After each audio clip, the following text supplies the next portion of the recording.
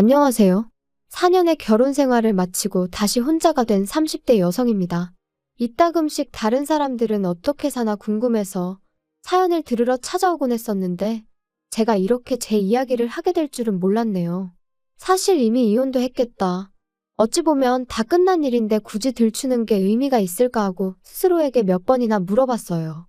그런데 솔직히 아직 분이 안 풀려서 말이죠. 전 남편이고 시댁 식구들이고 아는 사람들이 이 이야기 좀 듣고 눈치도 채고 그래서 욕 좀 해줬으면 싶기도 하고. 좀 유치한가요? 남편하고는 제 나이 31살에 소개팅으로 만났어요. 그런데 이렇게 말하면 어떻게 들릴지 모르겠지만 사실 저는 결혼에는 원래 그다지 뜻이 없었거든요. 그래서 친구가 소개팅 이야기를 꺼냈을 때도 상대 남자가 그러니까 제 전 남편이기도 하고 잠깐 다른 이야기긴 하지만 이혼을 하고 나니까 이따금씩 호칭이 참 불편해요. 전 남편 부르기도 그렇고 남편이라고 부르자니 괜히 성질나고. 그래도 일단은 남편이 간결하니까 남편이라고 부르겠습니다. 다시 본론으로 돌아가서 친구가 소개팅 할 거냐 물었을 때 제가 먼저 물었어요. 소개팅에 나올 사람이 혹시 연애 상대를 찾는 건지 아니면 결혼을 전제로 만남을 원하는 건지 말이에요. 그런데 친구가 사람 앞날을 누가 장담할 수 있냐며 연애하다 헤어질 수도 있고 결혼할 수도 있고 그거야 아무도 모르지 그러대요. 하지만 저는 괜한 원망을 듣는 건 한 번이면 족하다 싶어서 그런 식이라면 차라리 나가지 않겠다 했습니다. 사실 저는 예전에 교제하던 남자와 헤어지는 과정에 있어서 온갖 막말을 들었던 적이 있어요. 저 때문에 자기가 시간 낭비, 돈 낭비를 했다면서 말이죠. 하지만 정말 억울했던 게 그 당시에도 저는 결혼에는 뜻이 없었고 남자도 분명히 알고 있었거든요. 그것도 연애 초반 때부터요. 하지만 남자가 말하길 사귀다 보면 제 생각이 달라질 줄 알았답니다. 자기가 잘해주면 생각을 고쳐먹을 줄 알았다나요? 어이가 없어서. 아무튼 그때 너무 질려버려서 이후로 결혼 생각이 요만큼이라도 있는 남자하곤 아예 얽히지 말아야겠다고 다짐을 했네요. 그런데 소개팅을 주선하는 친구가 중간에서 그렇게 애매하게 나오니 당연히 나가기가 싫었죠. 하지만 친구는 이미 제 사진을 상대 남자에게 보여줬고 그쪽에서 저를 너무 만나보고 싶어 한다며 나중엔 거의 사정을 하는데 제 다짐도 다짐이지만 친구를 더는 곤란하게 만들고 싶지가 않았습니다. 그래서 그럼 그냥 밥이나 한 끼 먹고 온다 생각하고 나갔다 오겠다니까 정말 고맙다고. 그래서 마침내 남편과 만나게 되었네요. 남편은 저와 마찬가지로 회사를 다니는 평범한 직장인이었어요. 특출난 매력은 없었지만 대화를 나눠보니 사람 성격이 전반적으로 둥글둥글하고 모난 구석이 없었죠.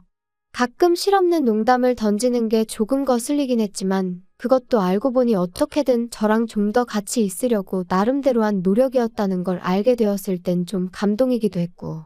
하지만 몇 번 대화를 나눠보니 남편은 나이가 나이였던 만큼 역시나 결혼 상대를 찾고 있다는 걸 알게 되었고 저는 그게 아니었잖아요. 그래서 결국 그렇게 두어 달쯤 만남을 이어가다가 제가 이쯤에서 그만 만나자 했어요. 계속 만나봤자 서로한테 좋을 게 없을 것 같다고요. 그런데 남편이 저한테 도대체 왜 결혼의 뜻이 없냐는 거예요. 그래서 저도 솔직하게 털어놓았어요. 평범한 가정에서 사랑을 많이 받고 자랐지만 어째서인지 나는 좋은 부모가 될 자신은 없다. 그래서 아이 생각이 없다. 그리고 아이를 키울 것도 아닌데 굳이 결혼을 해야 하나 싶다. 뭐 대충 이렇게 얘기했던 것 같아요. 그런데 한참을 듣고 있던 남편이 자기도 솔직히 말하겠다더니 자기는 아이를 못 갖는답니다. 20대 때 사고를 당해서 아이를 가질 수 없게 되었다고요. 그러면서 그러니까 오히려 잘 되지 않았냐고. 우리 둘 다 서로만 바라보고 살면 된다 하는데. 솔직히 친정에서는 제가 하루빨리 좋은 사람을 만나 시집을 가기를 바라셨어요. 짐작컨대 저희 부모님도 일단 어떻게든 제가 시집부터 가면 가서 살다 보면 마음이 바뀌지 않겠나 싶으셨던 거겠죠. 그리고 자식된 도리로서 죄송스러웠던 것도 사실이에요. 그러니 이런저런 상황을 고려해봤을 때 남편하고 결혼해도 괜찮겠다 싶대요. 친정부모님껜 죄송하지만 남편의 불임 문제는 나중에 천천히 말씀드릴 생각이었고요. 결혼 생각이 없었던 저였지만 막상 결혼을 하겠다고 마음을 먹으니 그래도 아예 아무것도 안 따질 수는 없더라고요. 특히나 일찍이 시집간 사촌 언니가 1년 만에 10kg 가까이 살이 빠질 만큼 시집살이로 마음고생하는 걸 듣고 봤던지라 나름대로 시댁에 대해서 최소한의 기준은 둘 수밖에 없었죠. 그리고 처음에 인사를 드리러 갔던 날 저더러 고맙다며 눈물을 흘리시는 걸 보고는 막연히 마음이 여리신 분들이구나. 그러니 좋은 분들일 거라고 생각하게 됐던 것 같아요. 물론 지금은 섣불리 판단했던 제 자신이 한심할 뿐이지만 아무튼 그리고 경제적인 부분은 저희 친정이랑 비슷했어요. 그래서 한동안은 여러 가지로 좋은 시댁을 만났다고 생각했습니다. 남편보다 3살 많은 형, 그러니까 아주버님이 이혼을 하기 전까지는요. 저희 부부가 결혼한 지 1년쯤 되었을 때 아주버님과 형님이 이혼을 하셨어요. 시댁 식구들 사이에서는 이혼의 원인이 형님한테 있다고 했지만 저는 솔직히 두 사람 모두 문제가 있다고 생각했죠. 왜냐하면 제가 듣기론 아주버님이 결혼한 지 2년 만에 외도를 하셨고 그걸 알게 된 형님이 이후로 술에 의존하게 되었다 들었거든요. 그리고 언젠가 형님이 하소연하기로는 자기는 어떻게든 참고 살아보려고 했다. 그런데 애아빠, 그러니까 아주버님이 자기를 여자로 봐주질 않더랍니다. 게다가 형님이 참고 살려는 이유는 시조카들 때문이었다는데 아주버님은 형님이 어디 가서 무슨 재주로 벌어먹고 살겠냐고, 그러니 막말로 지가 안 참으면 어쩔 거냔 식으로 걸핏하면 형님을 무시했나 봐요. 아무튼 부부 사이의 일은 결국 부부만 아는 일이라지만 결국 형님의 알코올 중독이 심해져서 아주버님이 양육권을 갖게 되고 그렇게 이혼을 하게 되었습니다. 그래도 초반에는 큰 문제는 없었어요. 아주버님이 시조카들을 데리고 시부모님과 함께 살기 시작했거든요. 그래서 평소에는 시부모님이 시조카들 양육을 도와주셨고 일 없는 주말에는 아주버님이 도맡아서 한다 들었죠. 그리고 저는 저대로 남들이 보통 조카들한테 하듯이 이따금씩 맛있는 거 사주고 어린이날이나 생일이면 선물 하나씩 사주는 정도만 했어요. 그런데 아주버님이 이혼한 지 한 2년쯤 되었을 무렵 만나는 여자분이 생기면서 그때부터 시조카들한테 좀 소홀해졌나 봐요. 그리고 그 부담이 저에게 올 줄은 꿈에도 몰랐네요. 결혼하고 제가 어머님한테 그래도 감사했던 건 그다지 먼 거리가 아니었음에도 불구하고 필요 이상으로 저를 부르신 적이 없으셨다는 거예요. 그런데 아주버님이 데이트를 시작하면서 주말에도 어머님이 시조카들을 보게 되는 상황이 잦아지셨고 어머님도 연세가 있으셨으니 시조카들, 그것도 5살, 7살 남자아이들을 혼자 보시는 게 쉽지는 않으셨을 테지요. 하지만 그래도 그렇지. 언젠가부터 하루가 멀다 하고 저를 부르기 시작하셨습니다. 퇴근했니? 뭐하니? 애들이 작은엄마 보고 싶다고 난리네. 그리고 저도 처음에는 그래. 어머님 말동무도 해드릴 겸 좀 도와드리고 오자고 좋은 마음으로 시댁에 들리곤 했었거든요. 거짓말이 아니라 평일에 한두 번, 주말에 한 번, 그렇게 한 3달 가까이를요. 그런데 저도 사람이다 보니 결국 지치더라고요. 특히나 하도 저녁만이라도 먹고 가라셔서 가면 아주버님이 귀가할 때까지 저를 못 가게 하셨는데 상살 없는 감옥이 바로 이런 건가 싶었죠. 그뿐만이 아니었습니다. 시조카들한테는 계속해서 작은엄마가 와서 너무 좋지? 작은엄마랑 같이 하니까 너무 좋지? 작은엄마랑 다음엔 어디 가자고 할까? 이게 겪어보지 않은 사람은 이해가 안 될 수도 있는데 정말이지 너무 부담스럽고 나중엔 그냥 뭐라고 표현을 할 수가 없어요. 말 그대로 정말 미치겠더라고요.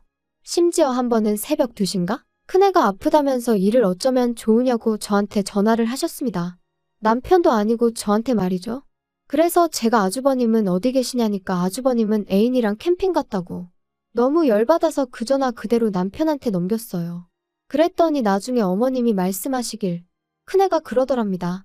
작은엄마랑 병원에 같이 가면 나을 것 같았다고요. 물론 저는 지금도 큰애가 그런 말을 했을 거라고는 믿지 않지만요.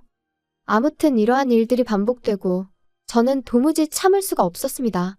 그래서 남편에게 어머님한테든 아주버님한테든 확실히 이야기를 좀 해줘. 왜 자꾸 나한테 뭘 기대하시는지 모르겠네. 좀 이해 좀 해줘라. 어머니 입장에선 며느리라고 너 하나니까 그렇지. 그리고 솔직히 한 가족인데 서로 좀 도와가며 지내야지. 어떻게 딱 선을 그냐? 게다가 생각을 좀 해봐. 형이 일단 그 여자랑 빨리 결혼을 해야 너도 우리 어머니도 자유의 몸이 되는 거야. 그러려면 협조를 좀 해줘야지. 두 사람이 결혼해서 내가 자유의 몸이 되기 전에 화병으로 죽을 것 같다니까. 야, 무슨 말 같지도 않은 소리를 하냐 너는? 솔직히 어머니랑 비교하면 네가 뭘 얼마나 했다고 그러냐. 고생은 우리 어머니가 다 하고 계시지.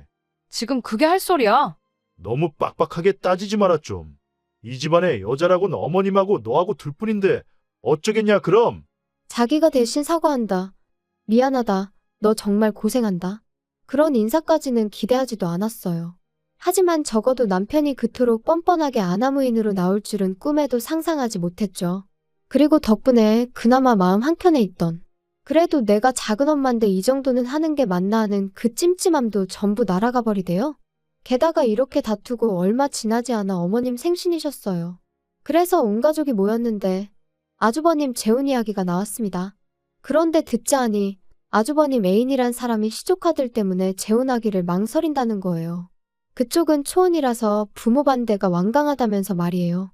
그러니까 이번엔 어머님뿐만 아니라 아버님까지 저를 힐끗힐끗 바라보시면서 애들 거취 문제야 뭐 가족 간에 상의를 해서 차차 방법을 찾아보면 된다 하시는데, 아니 멀쩡히 애 아빠가 살아있는데 무슨 애들 거취 문제를 가족 간에 상의를 한다는 건지, 그리고 나는 왜 자꾸 쳐다보시는 건지 이래저래 너무 짜증이 나더라고요. 게다가 그 와중에 아주버님은 저랑 눈이 마주치니까 어이없게도 윙크를 하면서 재수씨 잘 좀 부탁해요 이러는데, 순간 욱해서 뭘 부탁하냐 했습니다. 부탁하지 마시라고, 궁금하지도 않고 알고 싶지도 않다면서요. 그리고는 도무지 끓어오르는 화를 참을 수가 없어서 뒤도 안 돌아보고 그냥 제 핸드백이랑 차키만 챙겨서 식당에서 나왔거든요.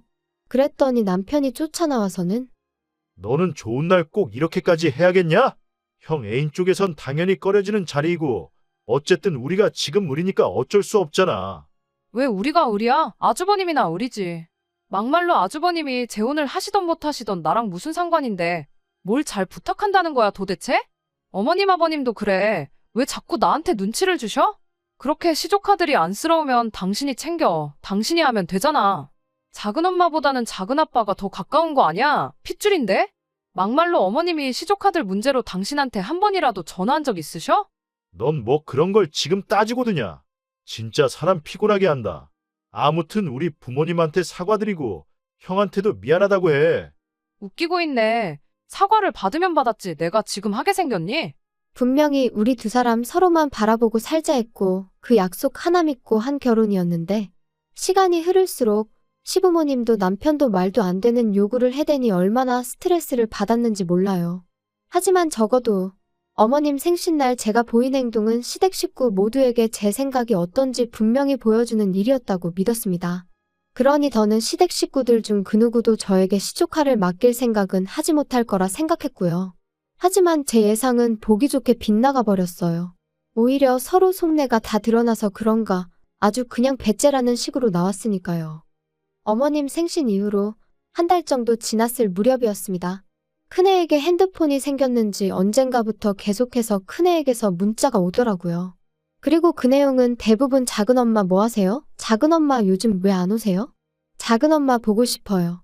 그리고 저는 그 문자들이 전부 어머님이 시켜서 시조카가 보냈다 싶었기에 무시해버릴까 싶다가도 혹시나 일말의 가능성으로 시조카가 자진해서 보낸 거면 어쩌나 하는 생각에, 사실 이 모든 상황에서 시조카가 잘못한 건 없는데 괜히 애한테 상처를 주게 되면 안 되잖아요?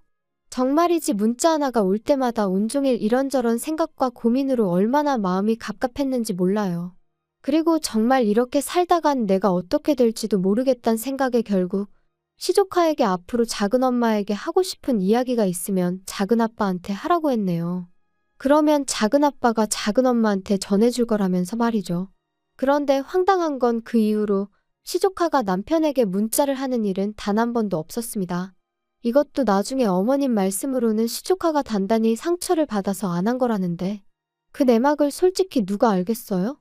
제가 그것까지 배려할 수는 없는 노릇이었고요. 그리고 이제 정말 상황이 어느 정도 정리가 되었구나 싶었던 때였습니다. 3달 가까운 시간 동안 어머님은 저에게 오라가라 말씀하지 않으셨으니 저도 어느새 한결 홀가분한 마음으로 일상을 보내고 있었죠. 남편하고의 관계는 예전만 못했지만 적어도 부딪히는 일은 거의 없었고요. 그런데 평소처럼 야근을 하고 집에 도착해 현관을 여는데 저는 순간 제가 남의 집에 잘못 들어온 줄 알았어요. 왜냐면 현관에는 아이들 신발이 놓여 있었고 늦은 시간이었는데도 TV 소리가 흘러나오고 있었으니까요. 하지만 이내 저는 그 아이들이 바로 시조카들이라는 걸 알게 되었습니다. 황당해서 남편에게 이게 다 무슨 일이야? 쟤들이 여기 왜 와 있어? 어머니 허리 디스크가 터져서 이제 쟤들 못 보신대. 정말이야? 그럼 일단 병원부터 모시고 가봐야 되는 거 아니야? 아, 뭐 병원은 알아서 가시겠다니까 신경 쓸 거 없고. 걱정이네. 아니 근데 그렇다고 해도 왜 쟤들이 우리 집에 있어? 아직 그 집에 아버님도 계시고 아주버님도 있잖아. 남자 둘이서 쟤들을 무슨 수로 보냐? 아니 아주버님이 애 아빠인데 왜 애들을 못 봐? 그리고 당장 주말 지나면 당신도 나도 출근해야 되는데 우리 집에서 쟤들을 누가 본다고 데려왔냐고. 그래서 말인데 회사에 휴가 좀 내. 누군가 한 명은 쟤들 봐줘야지. 그럼 당신이 내던가. 억지 좀 쓰지 마라. 너가 봐야지 내가 쟤들을 어떻게 보냐? 야, 그리고 왜 작은 엄마라고 부르겠냐? 엄마 없으면 대신 엄마 역할을 하라고 작은 엄마인 거야. 엄마 소리 듣는 게 뭐 아무런 이유 없이 듣는 건 줄 알았어? 당신 뭐 잘못 먹었어? 아까부터 왜 이렇게 헛소리를 해대? 작은 엄마가 무슨 엄마 소리야, 엄마 소리는? 그리고 내가 언제 작은 엄마 하고 싶댔어? 작은 엄마가 무슨 벼슬도 아니고 웃기지도 않네, 진짜. 하지만 남편은 좀처럼 고집을 꺾지 않았고 정말이지 이런 식으로 나가다간 제가 시조카들을 떠안게 생겼다 싶더라고요. 그래서 저는 이튿날 새벽 남편과 시조카들이 아직 잠에서 깨지 않았을 때 제 짐만 챙겨서 친정으로 향했습니다. 솔직히 집을 나오면서도 내가 뭘 잘못한 것도 아닌데 왜 이렇게 나와야 하나 싶었지만 동시에 어물쩍거리다 시조카들하고 마주치면 또 거기다 뭐라고 설명을 해야 할지도 모르겠고 아이들한테 저희 부부가 큰 소리 내는 걸 보여주고 싶지도 않았고요. 그래서 일단은 집에서 나왔어요. 친정에 도착한 지 1시간쯤 지나니까 남편에게 연락이 왔습니다. 어디냐 묻길래 친정이라고. 시조카들 문제 해결할 때까진 난 친정에서 지낼 테니 그런 줄 알라 했죠. 그랬더니 남편이 한다는 말이 저더러 왜 이렇게 인정머리가 없냐는 거예요. 그리고는 다른 사람들은 생판 모르는 남도 데려다 키우던데 너는 뭐가 문제야? 넌 모성애라는 게 없냐? 네가 그러고도 여자야? 진짜 정 떨어진다. 그걸 지금 말이라고 해. 모성애고 뭐고 내가 애시당초에 낳을 생각 없다고 했던 거 기억 안 나? 근데 이제 와서 나더러 시조카를 키우라고 하면 내가 그래 알겠어 하고 키울 줄 알았던 거야? 그리고 뭐 여자 맞냐고? 아무렴씨 없는 너도 남잔데 내가 여자가 아닐 리가 있어. 너 지금 말 다 했냐? 너 터진 입이라고 아무렇게나 말하는데 입 조심해라. 당신이 먼저 시작했거든? 그리고 나는 그 작은 엄마 소리 더는 듣기도 싫어. 아주 이골이나. 작은 엄마고 뭐고. 나 안 할 테니까 어디 밖에 나가서 하겠다는 여자 있으면 그 여자 시켜. 얼마나 대단한 자리라고 사람을 이렇게 스트레스를 줘 주기를. 저는 제 할 말만 하고 그냥 전화를 끊어버렸어요. 그리고 이후로는 무슨 정신이었는지는 몰라도 남편 말대로 회사에 일단 휴가는 냈습니다. 다만 그리고 나서 유명하다는 이혼 전문 변호사들 몇몇을 만나 상담도 받고 나름대로 전략도 세워보고 누가 그러더라고요. 일단 시어머니 허리가 났을 때까지만이라도 좀 봐줄 수 있었던 거 아니냐고. 근데 그게 그 상황에 처해보지 않은 사람이면 모를 거예요. 시부모님도 아주버님도 그 애인이란 여자한테는 아주 절절매지. 그러니까 그 여자는 자기가 뭐나 되는 거 마냥 저한테 이래라 저래라 해대지. 그런데 정작 애들은 그 여자는 자기들 아빠를 뺏어간 여자라고 생각해서 따를 생각이 없고 말끝마다 작은 엄마 작은 엄마. 그러니까 그 여자가 아주버님과 결혼을 한다면 영락없이 애들 엄마 노릇은 제 몫이고 그 여자는 형님 놀이나 하게 생겼더라고요. 호랩이 될 뻔한 아주버님을 살려준 구세주놀이는 덤이고요. 그리고 제가 무슨 부귀영화를 누리겠다고 그런 꼴을 보게 될 걸 뻔히 알면서 언제 그런 날이 오려나 하고 기다리고 있을 수는 없었죠. 그래서 결국 남편과 저는 이혼을 했습니다. 남편은 남편 나름대로 제가 자기를 모욕했다며 명예훼손이네 어쩌네 해댔는데 부부싸움하다가 막말 좀 한 걸로 명예훼손이 될 리가 없잖아요. 고작 그런 이유로 저를 유책 배우자로 몰아갈 수도 없었고요. 그래서 제가 서로 오만정이 다 떨어진 마당에 뭘 질질 끄냐고 그냥 깔끔하게 협의 이혼하고 갈 길 가자 했어요. 그런데 이렇게 되니까 다른 사람도 아니고 아주버님이 저희 이혼을 말리대요? 자기가 다 잘못했다면서? 하지만 곧 죽어도 시조카들을 다시는 안 맡기겠단 소리도 안 하고 설령 그런 소리를 했다고 해도 이미 저희 부부는 깨진 그릇이나 마찬가지였으니까요. 결국 그렇게 남남이 되었습니다.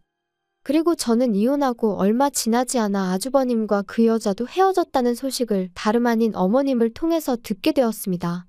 이게 다 저 때문이라면서 제가 조금만 도와줬으면 될 걸 일을 다 그르쳤네 하시더니 급기야는 저를 고소하겠다고 하셨지요. 그래서 마음대로 하시라고 했는데 지금까지 별다른 소식이 들려오질 않네요. 종이 쪼가리 하나 날라온 것도 없고요. 솔직히 아주 가끔 시조카들 생각이 날 때가 있어요. 그래도 작은엄마 하면서 따르던 걸 생각하면 내가 좀 참을 걸 그랬나 싶기도 하고 아직 제가 매운맛을 덜 봐서 그런 걸까요? 그냥 왜 어른들 때문에 애들이 저렇게 힘든 시간을 겪어야 하나 싶은 게 아무쪼록 아주버님이 그놈의 사랑 타령은 잠시 접어두고 아이들을 먼저 좀 챙기셨으면 좋겠네요.